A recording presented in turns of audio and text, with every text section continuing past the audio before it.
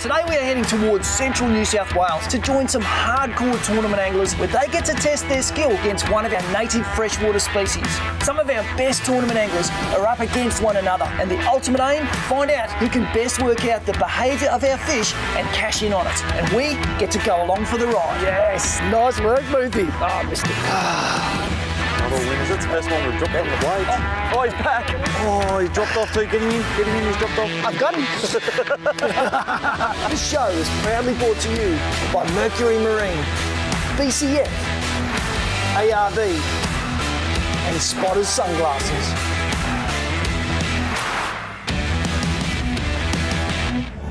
If you've ever believed that fishing is a game of luck, or that anglers aren't good at understanding the psychology and behaviour of fish, then this trip is all about busting a few myths. We are heading to Mudgee in central New South Wales to fish alongside tournament anglers in a prestigious golden perch competition. This event draws some of the country's best perch anglers, and what they're doing these days to catch fish has to be seen to be believed. The plan now, head down the east coast of New South Wales through Coffs Harbour and then west towards Rylstone and Mudgee. I've joined with good mate and gun freshwater angler Steve Booth on a trip of learning. We've got a long way to travel today, and being that we will be camping and fishing for a few days, we have some essentials to pick up on the way.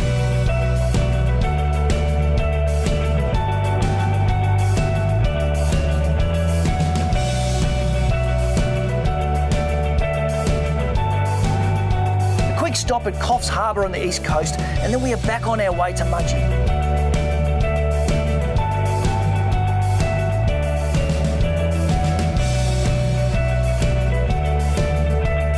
Finally, we get to see the shores of Windermere and also fellow angler Shane Banks, who has kindly towed a tournament boat for us to use, as well as bringing all our camping necessities. If you've ever wondered what a fish psychologist looks like, then this is it. They're called tournament anglers, and their job is to get inside the heads of fish and predict how they're going to behave. If they get it right, they win. And they're also pretty handy at setting up camps. Steve and I are both scientists. Maybe not good ones, but the behaviour of an animal we don't often get to watch in action intrigues us, and fishing for them is our best means of learning their habits.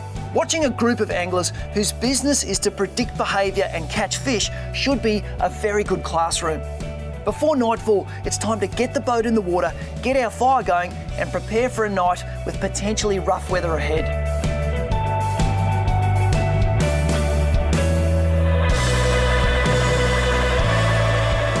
With rain on the tent overnight, none of us slept that well, and we've woken to a cold and blustery outlook. Our tournament anglers are preparing for what could be a tough competition day on the water, but Steve and I have a very different outlook and plan in mind. The aim over the next couple of days, Steve and I are going to fish alongside other tournament anglers. We're going to borrow a boat, and we're also going to borrow some angler intelligence, with the point being, can we prove that anyone, if they follow the lead of these tournament anglers, can they catch a fish? That's what we want to prove. Our plan is to interview anglers, understand their thinking and their secretive techniques, and try to prove that successful fishing is a science. We will then try to replicate what our tournament anglers are doing to see if we can also catch fish. Is it all just a game of luck? We are going to find out. We obviously won't fish in the main part of the tournament because that wouldn't be right. But at the end, we'll get to put our money where our mouth is, and that makes both of us pretty nervous.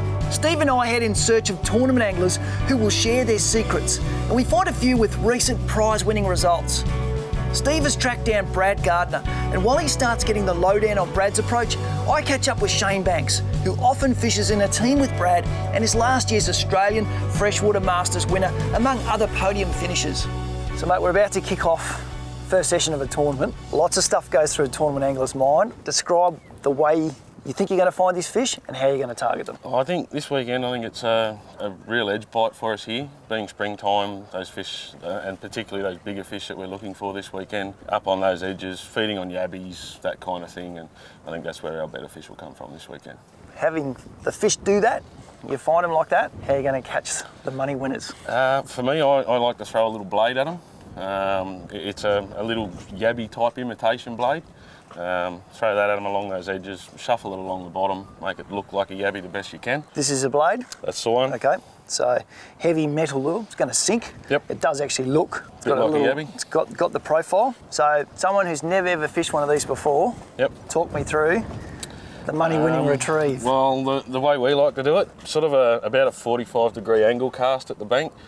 Let it sink to the bottom and then just shuffle it along the bottom with the odd little hop in it. All right, it's about to kick off. Good luck. We'll see you out there. I'll give you your blade and we will see you on the water. Thanks, mate. The Windermere Golden Classic is an invitational team event, bringing together some of our country's best freshwater anglers. The competition is in its third decade now and attracts a very skillful field. It's time now to watch the tournament briefing as anglers get final rules and competition requirements. The way to first place is to measure in the 10 biggest fish caught in the allotted session times over 2 days. Anglers measure fish on the boat, record information, and then release their fish at the point of capture. This is a very prestigious event. Talk us through the history behind it. Yeah, mate. So Steve Starling actually started the event back in 1992. Just a bunch of mates come up for the first few years, and from there it sort of just grew. Ian Miller and Pat Morris took over the event about 18 years ago, and they've been running the event since then. They've done a great job, and we've just recently taken over the event this year, so this is our first year running it. Yeah, so we have a briefing here at 12 o'clock on the Friday. Our session times are 1:30 till 7 p.m. on the Friday night. And then we start again at 6:30 in the morning on Saturday, and then we go right through till 3:30, and then people got to have their catch cards back and photos, show us back at the tent here by 4:15. Oh, well, mate, thank you very much. Good to see some new young blood in the organisational fold, and we look forward to a good event. Only a few hours west of Sydney, Windermere dams the Cudgegong River. There's something about the water quality here that breeds really, really big golden perch. Windermere Dam was completed in 1984 and when full holds 360-odd thousand megalitres. The dam was built for the purposes of hydropower, irrigation and water supply, and over 500,000 golden perch have been stocked here since 2005.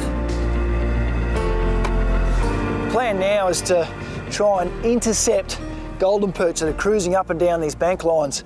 Stands to reason that in a dam like this, they're going to be crustacean feeders. They're feeding, they're going to be looking towards the bottom, which is why we've employed, to start with, the use of these metal blade lures, which look a whole lot like a yabby, and really comes down to the equipment that we use to fish them, because essentially we are becoming the food. We want this to look exactly like the real thing, so we need to have stuff like braided lines, light sensitive outfits so that we can just very subtly move this. It's the essence of finesse fishing, and if we get it right, we could be in with catching some of these big, beautiful Windermere Goldens.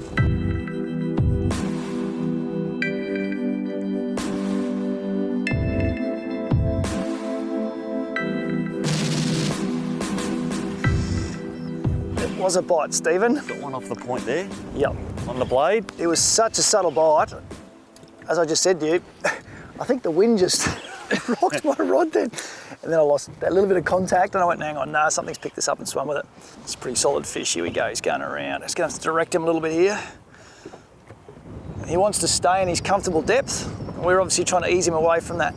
Another reason that you like to use a really sensitive rod here, I'm letting the tip of this rod do a lot of work.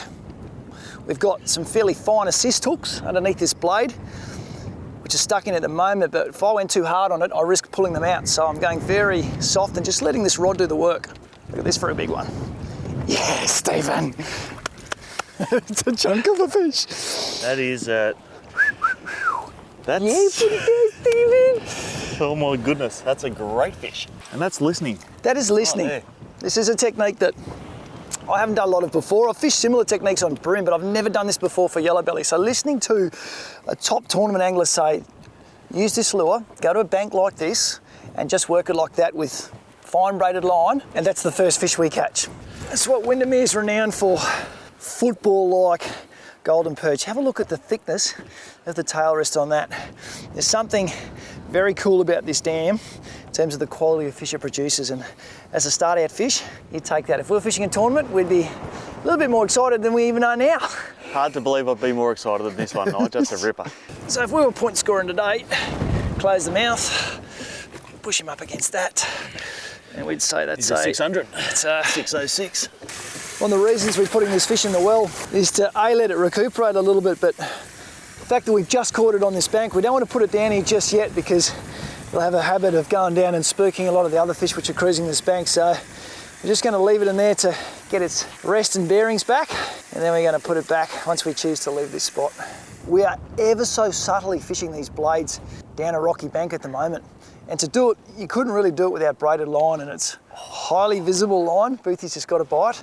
And the reason for that is we want direct contact with that lure. So I'm casting it out a couple of metres off the bank, and then I'm keeping my line tight and just letting that lure go to the bottom. The moment it slackens off, you see the braid goes loose. I wind up that slack, and I just kick the blade into life. I don't move it a metre. I'm just tapping it off the bottom, and I'm winding up my slack. And that's all I'm going to do the whole way back to beneath the boat. Occasionally I'm just going to let the lure sit on the bottom for maybe 10, 20 seconds, just like a yabby would that's crawled away and it thinks it's being spotted by a yellow belly. So the key is very subtle, very slow, and line tight.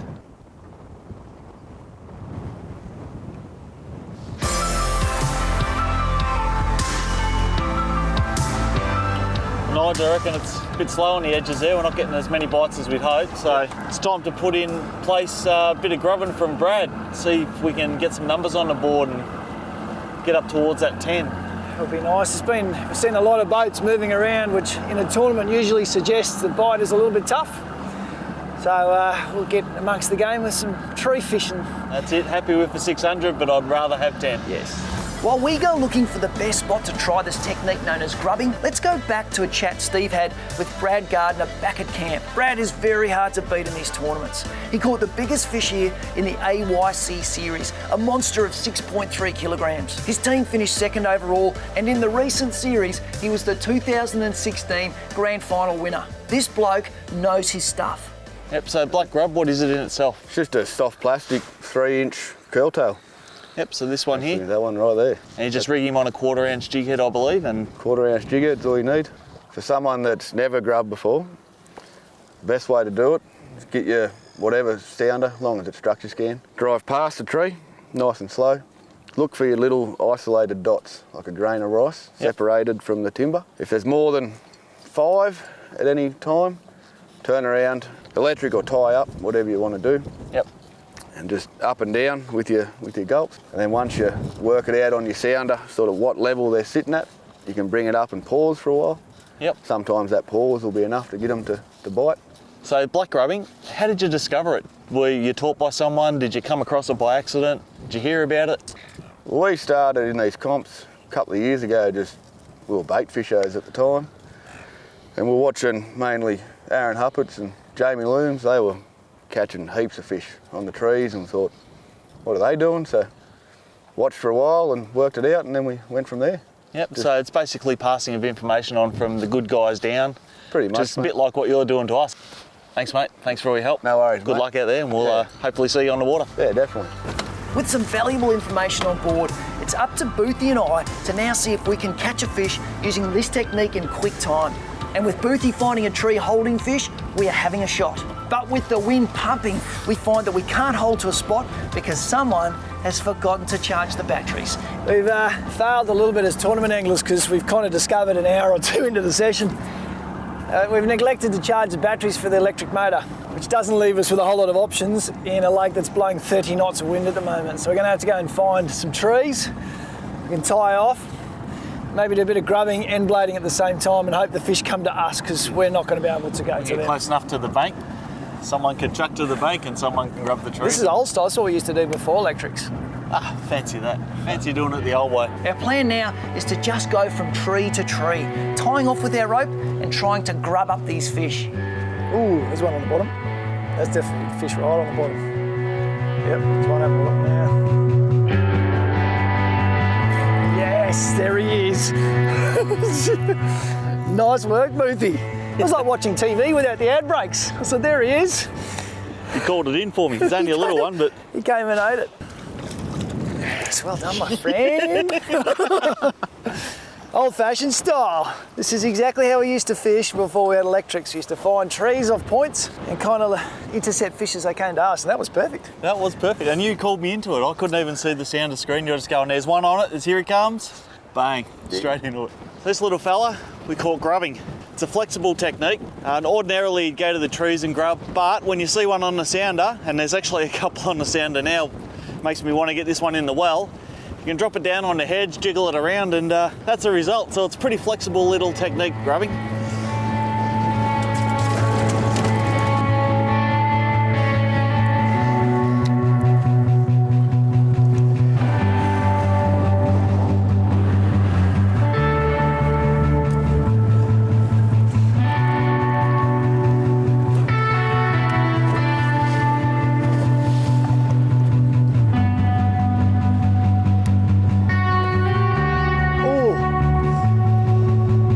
Got him. Got him. He looks like a bit of fish too. I don't know. I just watched this little thing come off the bottom. I'm going, hello.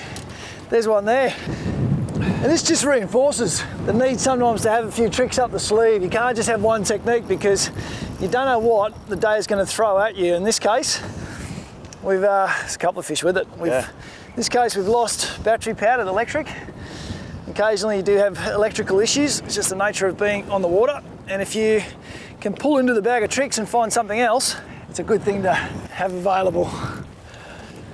Now Oh, goodness me. that's a pretty solid. You'd be happy with that any time. There you go. That's a nice little 53.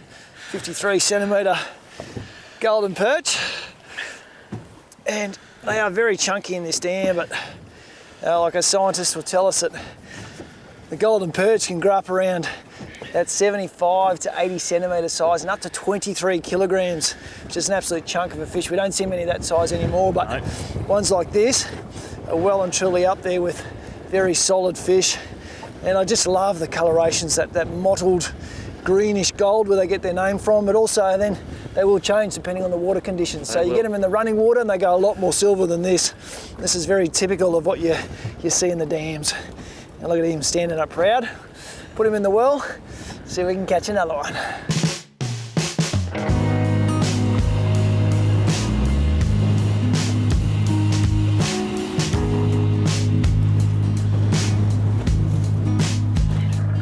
The temperature's dropped a few degrees. I think the wind is possibly blowing even harder. We've got no battery left in the electric, and I think our fire at the campsite is calling us. Dinner and a bit of replanning, and tomorrow we bring out all the tricks. It's time to head back to camp, to warm up, but also to speak with tournament angler Mick, who is no stranger to the winner's podium.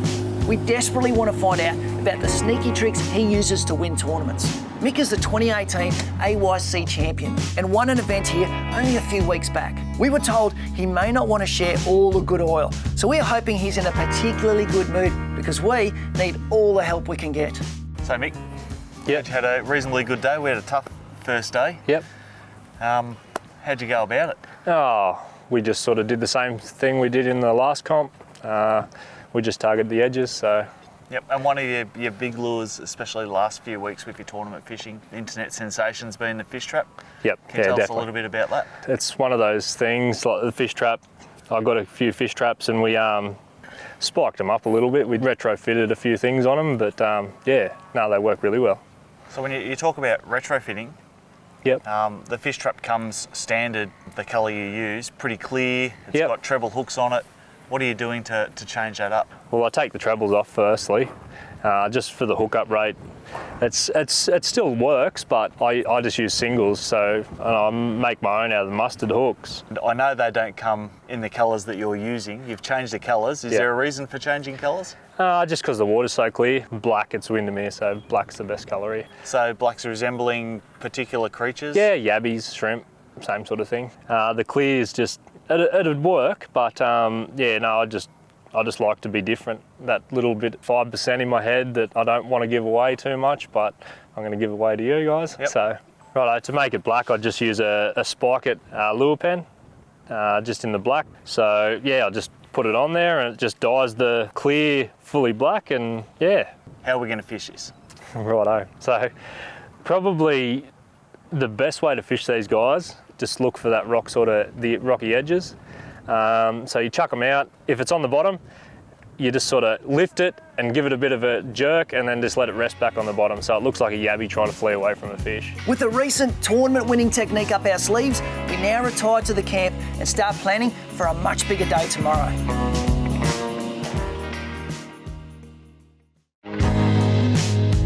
Day 2 starts with no improvement to the weather, but plenty of anglers keen to get out there and start making an impression on the scoreboard.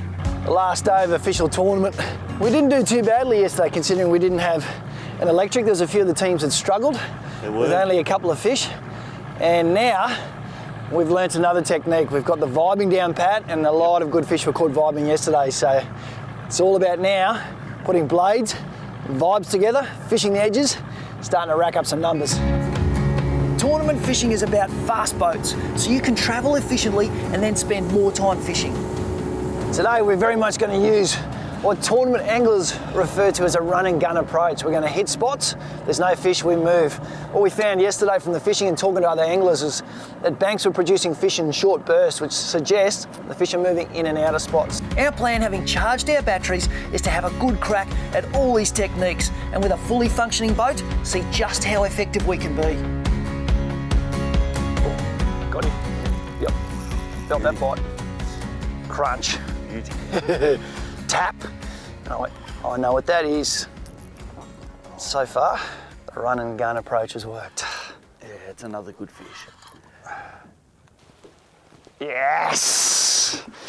Yoo-hoo! Oh, that is a really good Start fish. the morning, mate. It's nice having an electric too. Oh, it's nice having stuff working, isn't it? Another chunk of Lake Windermere golden perch. And these guys, you can tell by their body shape and their head a lot about what they eat. So they spend their time eating crustaceans like shrimp and yabbies and bait fish. And they also, particularly as juveniles, they spend a lot of time eating bottom-dwelling insect larvae. And then as they get bigger, they start getting into bigger food items.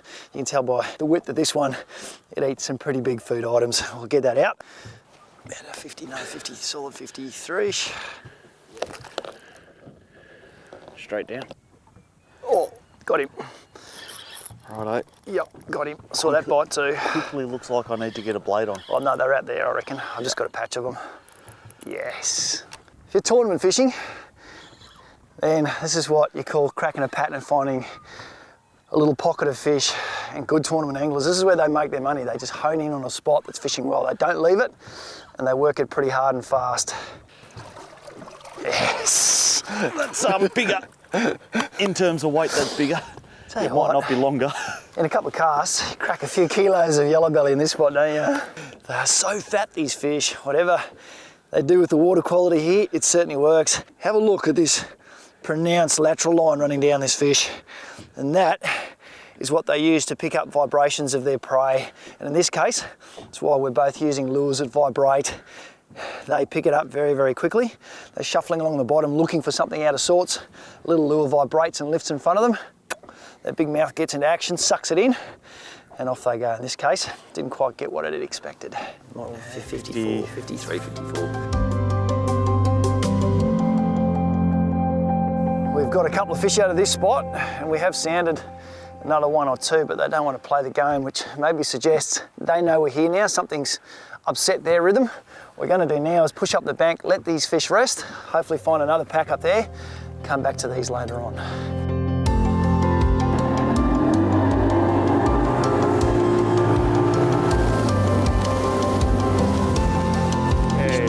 I reckon.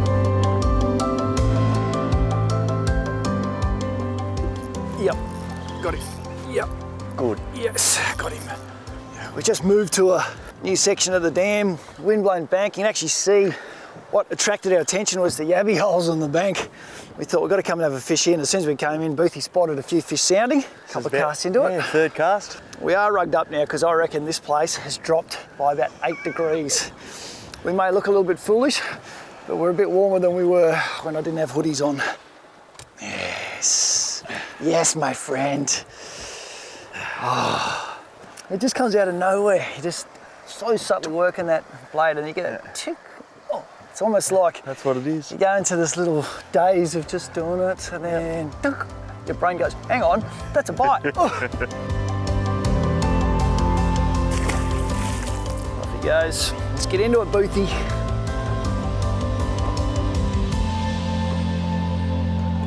Yes. Oh, he's going good too. Wow. Yes. That's right. This one's a solid fish. Yeah. This one's got some white. Oh, wow. Wow. There's some head shakes. You just tell me when you're ready. Yeah, no, there's a bit just gonna I've got a bit of time here yet. Poach on in. Okay, I'm going around. They got a bit of toe, these things. They just got, it's almost like winding in little bulldozers. They're built like bulldozers. Those big shoulders, little head, big paddle tail. They get surprising little bursts of speed when they want to. It tells you almost how they hunt. They're just used to cruising along at gentle speed, sitting close to the bottom. They're very well camouflaged. And then suddenly they see a bit of prey and boom, they get out and the big mouth opens up and sucks it in. This is a good fish. Have a look at him in the water. Yeah, it's a ripper. Look at that. Yes. I'm not getting tired of catching these. They are absolute chunks. Look how dark that fish is. We're talking about camouflage and how well designed our native species are to hunting in this type of place. They're used to deeper, slower waters, particularly bigger fish like this. Deep, dark, yabby beds, timber, weeds. Look at the colour of that. It's going to blend in so well. And then some poor unsuspecting yabby pops up and he goes, oh, I'm having you. It seems that every spot holds a couple of solid fish, and then as they become aware of us, the bite slows. Bite has stopped here, we're running and gunning. Next corner, let's find another patch of fish.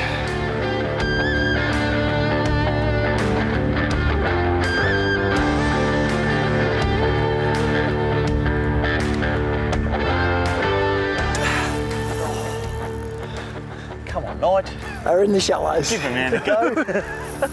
Oh, how fast are you going? So first cast in the new spot again. It's a bit of a pattern, isn't it? It's starting to work. And you know what?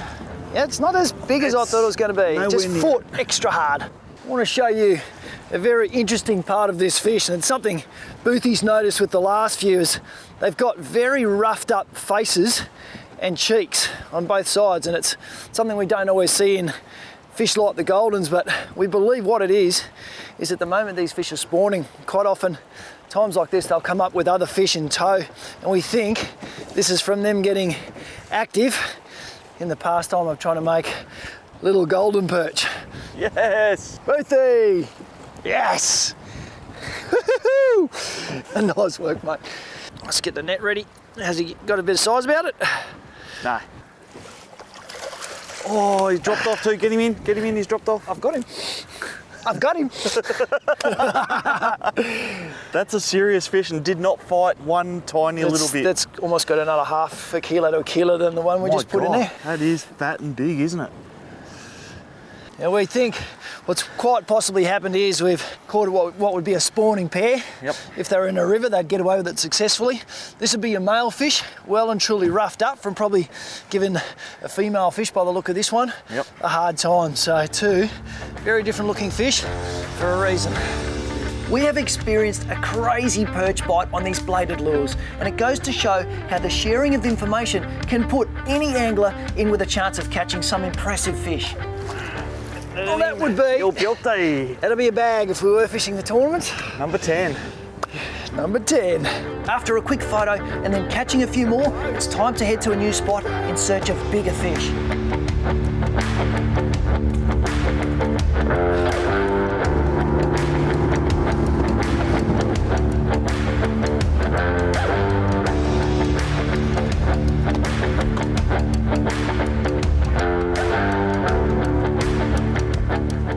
Yep, got him. Here we go. Got him. Move, first cast. On a new spot. It is a fair dinkum pattern, isn't it? It is. Find fish that just haven't been pressured for a bit. Also look for your signs. Look, we got windblown banks.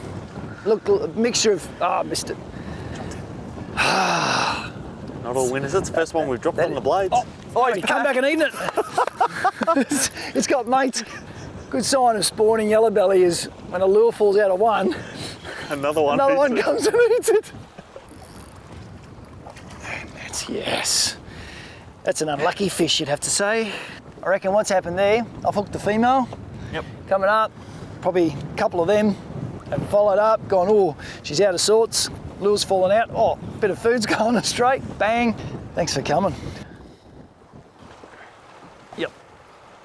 Yep. Oh, it took a while to wake up too. Giving a bit of a head shake there. Didn't it? Its wind is pumping again. Double. Yes, we found a patch of fish. In this case, it's hard enough just keeping lines tight. You keep them tight, suddenly the weight changes, and we're away. 1, 2. Yeah. A few kilos of yellow belly there. It's just going silly now. That is spectacular. We're about to make a change in strategy at the moment because we certainly feel that the activity levels of these fish have started to rise. We're going to give the blade a rest. We're going to play a little bit with what we've learned when it comes to vibing, just to try and get a bit more Get a bit of a of handle lesson on it, in how to do that. It's hard to put down a lure that is working so well, but we really want to see if we can tune into what Mick told us about these vibes and how to work them. The skill for any angler is listening, understanding why, and then seeing if you can put a new method into practice. Yep. Good work, Nige. There you go. Second cast of the vibe. How's that? Aggressively shaking a vibe on the bottom without moving it too far has got a bite within 2 casts. That kind of escalates my belief factor that this stuff actually works. He's a good fish. And they say that it attracts the bigger ones. Gee, So you're possibly right. look at the size of that one. Yes! That's the first time that I've thrown. I fished vibes here a lot of years ago. I've never fished a vibe like that. It's the first time I've chucked a 95mm fish trap. That was the second cast. Yeah, it's Evidence, probably in the net right now. probably pretty good. There is a chunk of Windermere gold, and the gold in this recipe is never be afraid to experiment with retrieves and adapting lures. And this lure off the shelf has been adapted in several ways. It's been paint penned to change to colour that an angler here has confidence in, and also the hook setting has been changed. So we've adapted. It comes with trebles out of the packet.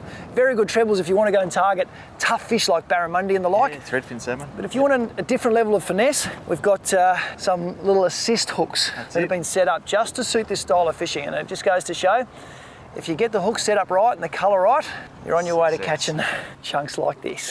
Have a look at that. Oh, Got him. yep. Crunch. Crunch. There's something addictive about using those vibes too, because the blade can be really, really subtle when they bite, but these things, once you shake it and they want it, it's a crunch. You can feel it through the reel. That's an addictive way to fish. Nice. You reckon it wanted that? Look at that. That vibe is in there. Shows you when you agitate them, you leave what looks like a bit of food in their space, they come out and gut it. Yes. Our native fish are armed with spikes, and care has to be taken when handling them. If you stop concentrating for a second, it can get really painful really quickly. So what happens? Anal fin. No, it was the gill raker. Oh, gill raker. Yep, I was just picking it up. Didn't really let it go, and it slipped. Gill rakered. Thanks for coming. You don't seem that concerned. Fish Oh, on the there's a sand fish here. there, of course there is a fish. I'm going to let this one go and clean myself up. With belief in a new technique gained and a little blood lost here, it's time to work back up the lake and see what else we can catch.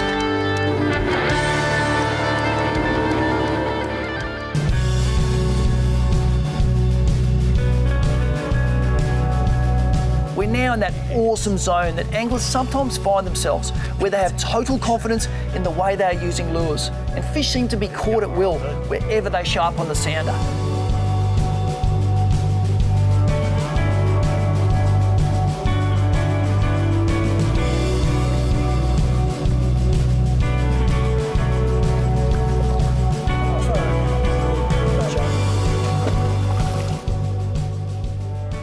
We've got 30 odd minutes for the end of the second session to finish. We've cracked 20 fish in a couple of days. I think today has been a big success for us.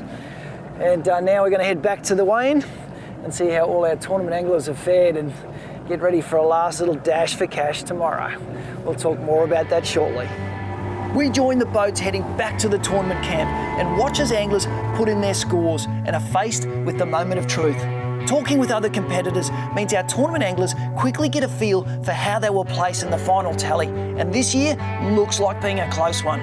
With plenty of prizes on offer, all of our anglers are now off the water and gather for a social catch-up and to await the final leaderboard results. First place, 5,775 millimetres, which is is absolutely huge. Team Day Release, Copper, Dave Fowl, Mick Collison, right on boys. We find out that Brad and Shane's team have finished a respectable 5th, and Mick's team, with their proven big fish technique, have come out as overall winners of the Golden Classic. This was a game of centimetres in the end, and Boothie, being the numbers guy, has worked out our tally as an average of 56 centimetres for 10 fish, meaning that we would have placed in the top 10 had we not been using stolen recipes from other really good anglers. The real lesson in all of this is that if we can do it, anyone applying the information can do it. The main part of this tournament is over, but there is still another competition to win, and this time Steve and I have invested our hard-earned money and are backing ourselves. And this is the very last session of this tournament, so the winners have been run and won. All of our tournament anglers that we spoke to through the course of this event have all finished in the top 5, so I think we got the lowdown from the best. Now it's time for us to put our money where our mouth is, and this session is called the Dash for Cash. You've got an hour and a half start to finish to catch the biggest fish. There's a bunch of boats ready to gun it down this lake. We've got a very short time to see if we can put something decent in the well.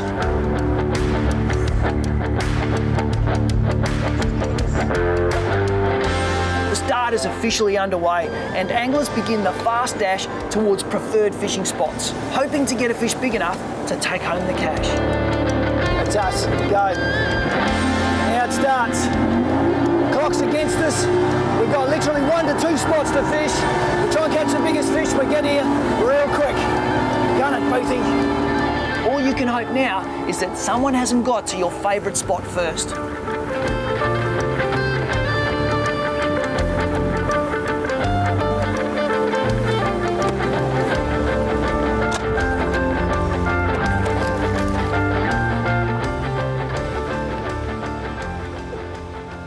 Yep. Got one? Good one? Don't know. He's not that big. No. It's all right, it's one. It's in the well. About 50. 50, yeah, 50, 52. 50. Yeah, 50, 51, 52. We know this fish won't be big enough to win, so it's time to head to a new spot.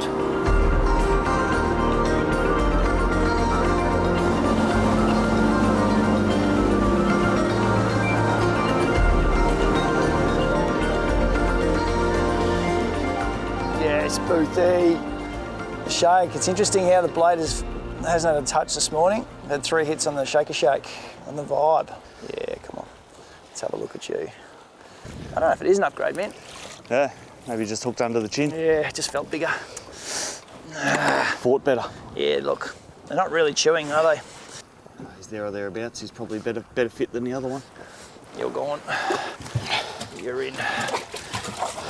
Not the upgrade we're after, but we'll take every centimetre at the moment. Nothing bigger here, so it's off to probably our last spot for the session.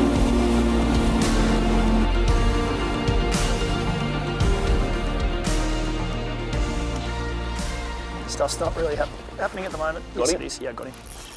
Yep, got him. Good work, Charlie. Yeah, go Charlie. Charlie had to get a bite sooner or later. Tell you what, man. It's got a lot of weight, yeah. All right, just be cautious on that drag is really soft. drag. Yeah, I don't know. It started really heavy now. Oh, Paul just pulled it. It's there and thereabouts. That's an upgrade. That's an upgrade. Right, let's It go. might have it, yeah, it's close to 55. Yeah, see, it's 54. 54. Okay. It's an upgrade. I think that's us, Boothie. Our time at Windermere has come to an end. And I think we've unequivocally shown that if you can understand the behaviour and the psyche of fish, and you can tune into some of the subtle techniques that some of our pros use, you can easily go out there and catch some mind-blowing fish. And mind-blowing they have been too. And now it's time for us to go back and our moment of truth. Thanks, mate. It's been a pleasure as always. Let's race. Let's go. Clock's against us. Time is. With the calibre of anglers in this field, we are probably a long way off the money, but you never know until the weigh-in is complete. It doesn't take us long to work out there's some big fish being measured, and we are out of the running.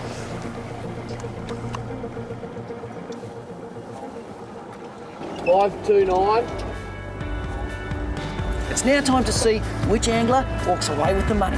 And in this case, we didn't have to go far from our camp to find the winners.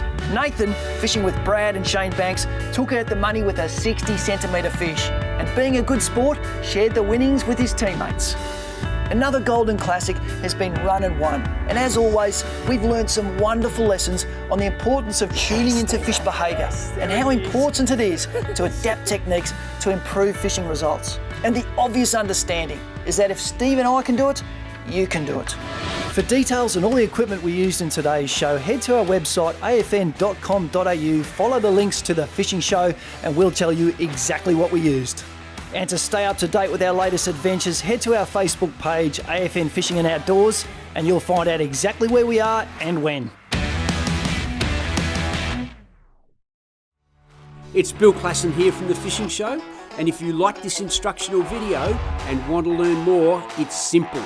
Go to fishingshowtv.com.au and see a whole host of additional videos.